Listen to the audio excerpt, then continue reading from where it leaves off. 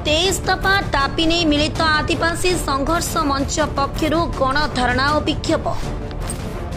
ढेंकानाल जिला कामाख्यानगर उपजिलापाल कार्यालय सम्मुखें मिलित आदिवासी संघर्ष मंच पक्षर 23 दफा दाबी नहीं गणधारणा और विक्षोभ प्रदर्शन करा जायछि।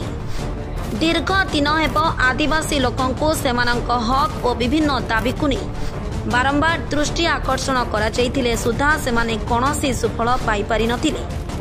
जहाकु नहीं मिलित आदिवासी संघर्ष मंच पक्षर जंगल जमी पट्टा भत्ता पानीय जल रास्ता स्वास्थ्य सेवा भली 23 दफा दाबी नहीं मुख्यमंत्री एवं महामहिम राज्यपाल उद्देश्य दाबीपत्र प्रदान करा जायछि।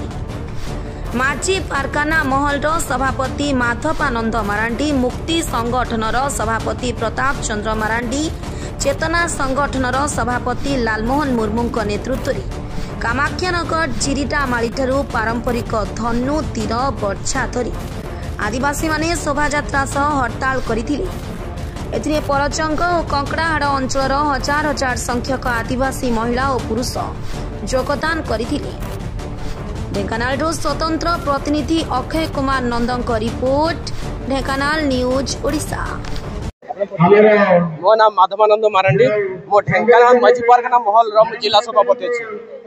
आज उद्देश्य है जो आज आम ढेंकानाल सब रैली कर उद्देश्य है जे आम सरकार विगत दिन किछि दिन पूर्वे सरकार डिक्लेयर कर 144 आदिवासी परिवार को जंगल जमी उच्छेद कर जो डिक्लेयर कर प्रतिवाद कर आज कामाख्या सब डिविजन आम 5टा संगठन आज एकाठी ताकू प्रतिवाद करूँ। सरकार जो 144,000 आदिवासी को जो विस्थापित करने जो डिसीजन नहीं प्रत्याहार करूँ, नचेत आगामी दिन में आम जिला लेवल आहरी संगठन मिसिकी आम यार प्रतिवाद आहरी त्वरान्वित करूँ एति एवं ता सहित बहुत किसी आम 19टा दाबी नहीं आज सब कलेक्टर को माध्यम दौचु, मुख्यमंत्री को दौचु एवं आमर गवर्नर को दौचु। विभिन्न छोट मोट समस्या नहीं आम यहाँ आसीचु।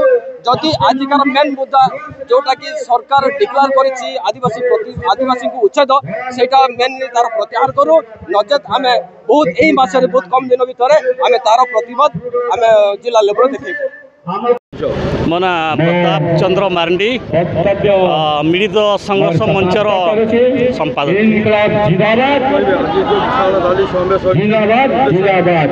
आज आम 5टा संगठन मिलित भाव आसीचु एवं 20 दफा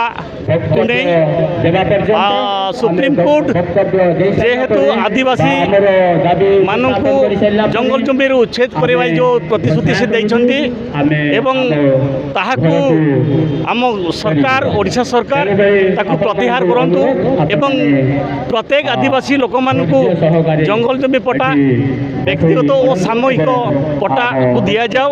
आमर कामाख्या सब डिविजनल रु आमर 500 एभव व्यक्तिगत पट्टा दाबीपत्र दिखाई डीएलसी को एवं आमर सामूहिक पट्टा आमर 100-150 पट्टा 150 खंड डीएलसी को अप्रूव जाइछि।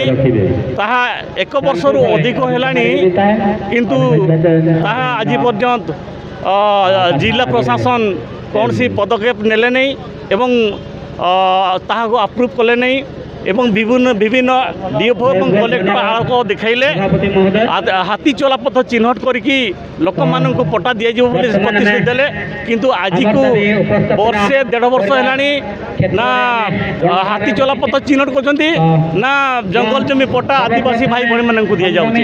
किंतु सरकार आदि कानून सहित